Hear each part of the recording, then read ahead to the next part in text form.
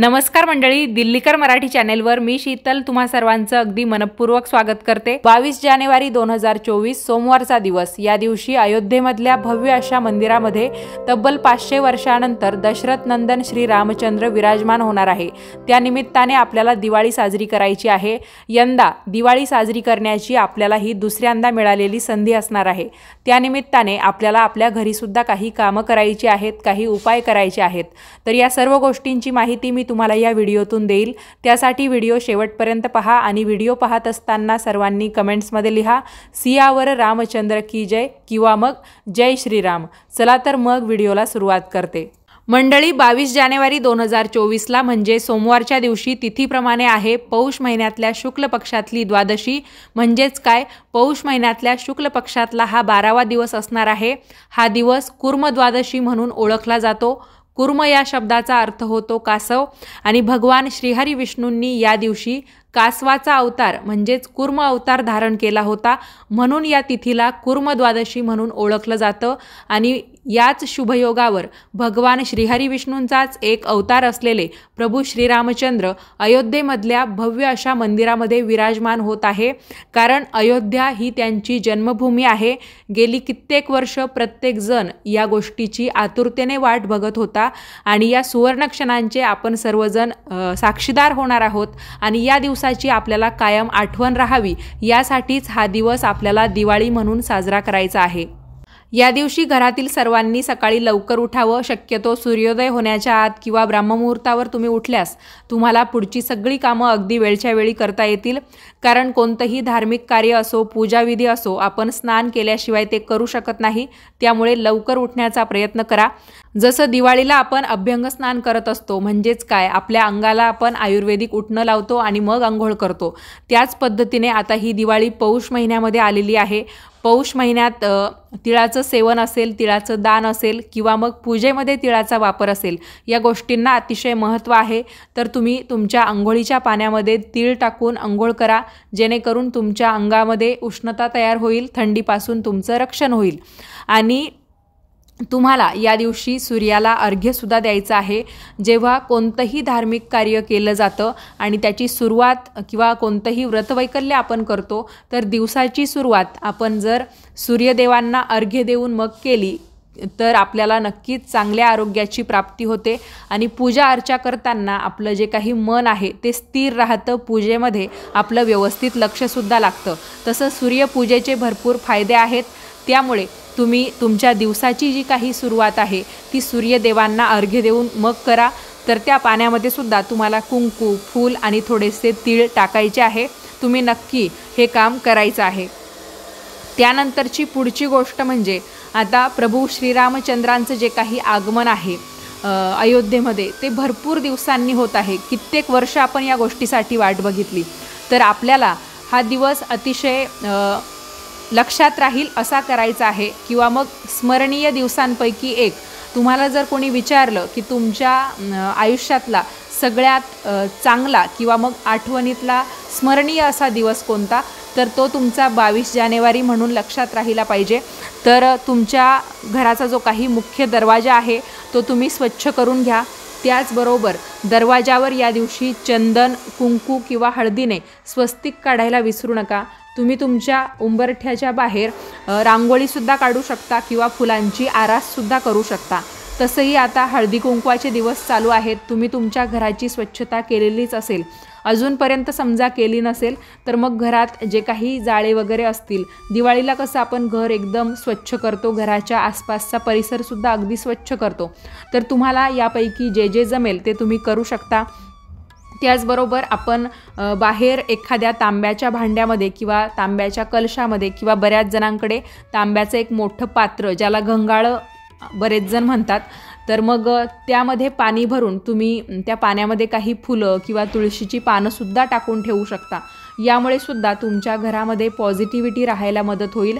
तुम्ही या दिवशी तुमच्या दारावर आंब्याचं जे काही तोरण असतं, आंब्याच्या पानांचं तोरण किंवा मग आंब्याची पानं आणि झेंडूची फुलं यांचा वापर करून तुम्ही तोरणसुद्धा लावू शकता। समजा तुम्हाला आंब्याच्या पानांऐवजी अशोकाची पानं मिळाली तर तुम्ही ती पानं आणि झेंडूची फुलं वापरून सुद्धा तुमच्या दारावर या दिवशी तोरण नक्की लावा. जितकं आपण सजीव गोष्टींचा वापर करू तितकं आपल्या घरामध्ये मंगलमय वातावरण राहायला मदत होतं. आपले पूर्वजसुद्धा पहिल्या काळी याच गोष्टींचा वापर करायचे. आता प्लॅस्टिकच्या ज्या काही वस्तू आहेत किंवा मग सगळं काही नकली येत चाललेलं आहे.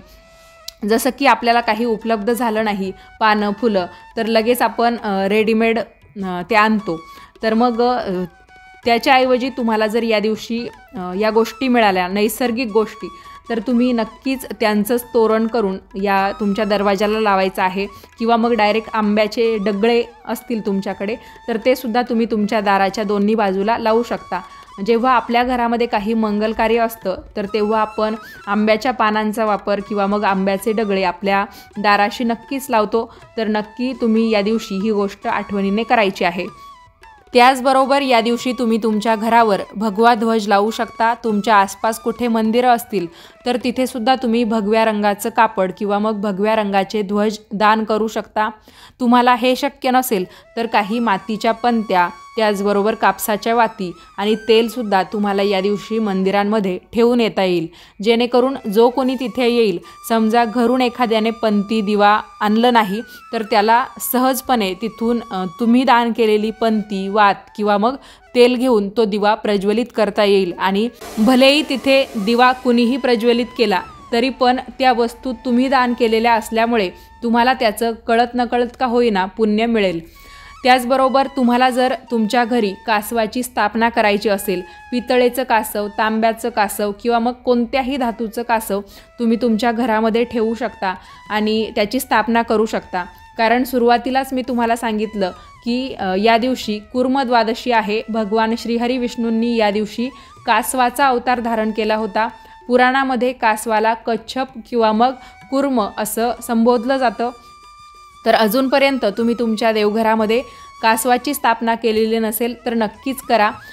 तुम्ही ती पाण्यामध्ये सुद्धा करू शकता. म्हणजे पाण्याच्या वाटीमध्ये सुद्धा तुम्हाला कासव ठेवता येईल किंवा मग तांदळामध्ये सुद्धा ठेवता येईल. या माहितीचा सविस्तर व्हिडिओ म्हणजे कासवाची स्थापना कशी करावी याचा व्हिडिओ आपल्या चॅनलवर आहे. हवं तर त्याची लिंक मी तुम्हाला या व्हिडिओच्या पहिल्या कमेंट्समध्ये पिन करून देते. तुम्ही बघू शकता. जर तुम्ही कासव घेतलं आणि तुम्हाला जर या दिवशी स्थापना करायची असेल तर नक्की तुम्ही करा. तुमच्या व्यवसायाच्या ठिकाणी धंद्याच्या ठिकाणी तुम्हाला कासवाची स्थापना या दिवशी करायची असेल तर नक्की करा. कारण यामुळे तुम्हाला तुमच्या नोकरीच्या किंवा धंद्याच्या ठिकाणी अधिक प्रगती बघायला मिळेल. बऱ्याच जणांना वेगवेगळे छोटे मोठे व्यवसाय सुरू केले तरी पण अडचणी येतात किंवा मग दुकान सुरू केलं तरी पण ते चालत नाही. तर तुम्ही हा उपाय या दिवशी करू शकता. कारण कासव जे आहे ते भलेही भगवान श्रीहरी विष्णूंचा अवतार असलं तरी पण ते लक्ष्मीकारकसुद्धा मानलं जातं. जिथे हरी तिथे साहजिक माता लक्ष्मीसुद्धा असते आणि तुम्हाला तुमच्या कामामध्ये कष्ट घ्यायचेच आहेत. पण तुम्ही जर या छोट्या मोठ्या गोष्टी किंवा उपाय केले तर तुम्हाला तुमच्या नशिबाचीसुद्धा साथ मिळेल. तुमचं व्यवसायाचं जे काही ठिकाण असेल त्याचं जे काही काउंटर असतं किंवा टेबल असतो तर तिथे तुम्ही कासवाची स्थापना करू शकता. त्यासाठी तुम्हाला काचेचं किंवा मग ज्याला आपण स्फटिकाचं कासव म्हणतो तर ते निवडता येईल. नक्की तुम्ही हा उपाय या दिवशी करा. बाकी जी काही पूजा आपल्याला घरी करायची आहे प्रभू श्रीरामचंद्रांच्या प्राणप्रतिष्ठेची, भलेही स्थापना अयोध्येमध्ये होईल पण घरी आपण एक पूजा करणार आहोत. तर ती पूजा कशी करायची याचा व्हिडिओ मी तुम्हाला अगदी 2 दिवसापूर्वी शेअर केला. तर या दिवशी पूजा करताना तुम्ही हनुमान चालिसाचं सुद्धा पठण करू शकता. कारण प्रभू श्रीरामचंद्रांचा निस्सिम भक्त म्हणून आपण हनुमानांकडे बघतो. साहजिक त्यांची सर आपल्याला येणार नाही पण त्यांचा आदर्श आपण नक्कीच घेऊ शकतो आणि त्यानिमित्ताने आपण या दिवशी हनुमान चालिसाचं सुद्धा पठण करू शकतो. जेणेकरून आपल्यावर सुद्धा काही संकट येणार असेल तर त्याचा सामना करण्याचं बळ आपल्याला मिळेल. बाकी या पूजेमध्ये तुम्हाला काही ठेवता नाही आलं म्हणजे नैवेद्यामध्ये तरीसुद्धा चालेल. पण या दिवशी तुम्ही आठवणीने बोरं ठेवा. कारण शबरी आणि रामांची कथा, त्या शबरीच्या बोरांची कथा प्रत्येकाला ठाऊक असेल की त्या शबरीने रामांना गोड बोरं खायला मिळावीत म्हणून प्रत्येक बोर खाऊन बघितलं होतं. तरी पण शबरीची उष्टी बोरं रामांनी अगदी आनंदाने खाल्ली. तर या गोष्टीची आठवण म्हणून तुम्ही प्रभू श्रीरामचंद्रांना बोरं नक्की ठेवा. नंतर त्या नैवेद्यामधली बोरं आपण प्रसाद रूपी खाऊ शकतो। तसंही हिवाळा ऋतू चालू आहे आणि हिवाळ्यामध्ये बोरं अगदी सहज उपलब्ध होतात। नुकतीच आपण मकर संक्रांत केली तर संक्रांतीला सुद्धा आपल्याला बोरं मिळालीच असतील, तर आता सुद्धा नक्कीच मिळू शकतात। त्यामुळे दुसरं काही ठेवता नाही आलं तरी सुद्धा चालेल, पण या दिवशी तुम्ही बोरं आठवणीने ठेवा। आता तुम्हाला एकादशीचा एक नियम माहिती असेल की एकादशीला तांदूळ खात नाही। पूजेमध्ये आपण ठेवू शकतो, पण जे काही खाद्यपदार्थ असतात, भलेही एखादा उपवास करत नसेल पण घरामध्ये बाकी ज्यांना उपवास नसतो तर त्यांच्या खाद्यपदार्थामध्ये सुद्धा आपल्याला तांदळाचा वापर करायचा नसतो। आता भरपूर जणांना हे माहिती नसतं, त्यामुळे या चुका साहजिक घडलेल्या असतील। तर एकादशीचा असा नियम आहे की एकादशीला तांदूळ खाऊ नये। तांदूळ जर आपण या दिवशी खाल्ले तर पुढची जी काही योनी आहे ती आपल्याला जे काही सरपटणारे किंवा रेंगाळणारे जे काही जीवजंतू आहे तर ती मिळते आणि या पापातून आपल्याला जर मुक्ती हवी असेल तर मग यासाठी द्वादशीच्या दिवशी तांदळाचे पदार्थ खाण्याची पद्धत आहे। यामुळे ज्यांच्याकडून या चुका झालेल्या आहेत तर त्यांना या गोष्टीतून क्षमा मिळते किंवा या पापांची क्षमा मिळते। तर तुमच्याकडून सुद्धा एकादशीच्या दिवशी या चुका झालेल्या असतील तर द्वादशीच्या दिवशी तुम्ही नैवेद्यामध्ये अजून काही पदार्थ बनवणार असाल तर त्यामध्ये तांदळाचे पदार्थ तुम्ही करून खाऊ शकता। तसंही नैवेद्यामध्ये आपण वरण भात किंवा डाळ भात म्हणा, खीर पुरी म्हणा, हे पदार्थ अगदी सहजपणे बनवत असतो। तर ही सुद्धा आठवण मी तुम्हाला करून दिलेली आहे। आता या दिवशीचा अजून एक नियम असा आहे की या दिवशी आपण पवित्र नदीच्या ठिकाणी जाऊन स्नान करू शकतो किंवा तिथे जाऊन दीपदान करू शकतो। आता तुम्हाला यापैकी काय जमतंय ते बघा। दीपदान जे आहे ते संध्याकाळी करण्याला जास्त महत्त्व आहे। या दिवशी तर अयोध्येतल्या शरयू नदीच्या काठावर सुद्धा भव्य प्रमाणामध्ये किंवा भव्य अशा स्वरूपामध्ये दीपदान होणार आहे। तर आपल्याला आपल्या आसपास कुठे पाण्याचं ठिकाण असेल, नदी, तलाव, तर तिथे सुद्धा आपण दिवा लावू शकतो। एक दिवा लावला तरी सुद्धा चालेल किंवा 5 दिवे लावले तरी सुद्धा चालतील। हे संपूर्णतः तुमच्यावर अवलंबून आहे की तुम्हाला नदी तीरावर किती दिव्यांचं दान करायचं आहे। आता हे दीपदान करायला जेव्हा तुम्ही जाल तर तुमच्यासोबत तुम्ही घरूनच काही पिठाचे गोळे तयार करायचे आहेत। गव्हाच्या पिठाचे म्हणा किंवा बाजरीच्या पिठाचे म्हणा किंवा कोणत्याही पिठाचे, तांदळाच्या पिठाचे केले तरी सुद्धा चालतील। तर या पिठाच्या गोळ्यांमध्ये थोडे थोडे तीळ टाकायचे आणि नंतर हे गोळे जे आहेत ते गोलाकार करून घ्यायचे आहेत। अगदी बारीक बारीक या पिठाच्या गोळ्या किंवा गोळे बनवून घ्यायचे आणि जेव्हा तुम्ही दीपदान करायला जाल तर दीप प्रज्वलन केल्यानंतर हे जे गोळे आहेत ते तुम्हाला पाण्यामध्ये टाकून द्यायचे आहेत, जेणेकरून पाण्यामध्ये समजा मासे असतील, बाकी काही जीव असतील तर त्यांना हे तुमच्याकडून एक प्रकारचं दान होईल आणि तुम्हाला या मुक्या जीवांचा आशीर्वाद मिळेल।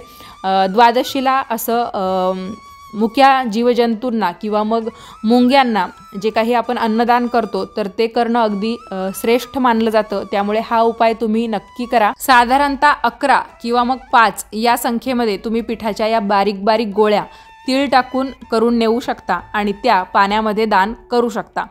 त्याचबरोबर तुम्ही ज्या नदीच्या ठिकाणी हे दीपदान करताय किंवा हे गोळे पाण्यामध्ये सोडताय तर त्या नदीचं तुम्ही दर्शन घ्यायला विसरू नका आणि त्या नदीचं नावसुद्धा तुम्हाला तुमच्या मुखाद्वारे घ्यायचं आहे आणि नंतरच तुम्हाला घरी यायचं आहे। या गोष्टीचा तुम्हाला अतिशय चांगल्या पद्धतीने फायदा होईल। त्यामुळे हा जो दिवस आहे तो चुकवू नका किंवा सोडू नका। या दिवसाचा पुरेपूर फायदा घ्या। या व्हिडिओमध्ये मी तुम्हाला जी काही माहिती दिली ती तुम्हाला कशी वाटली कमेंट्स करून कळवा। उपयोगाची वाटली असेल तर जास्तीत जास्त शेअर करा आणि असेच छान छान माहितीपूर्ण व्हिडिओज पाहण्यासाठी आजच दिल्लीकर मराठीला सबस्क्राईब करा। भेटूयात परत पुढच्याच नवीन व्हिडिओमध्ये। तोपर्यंत सर्वांनी काळजी घ्या। धन्यवाद।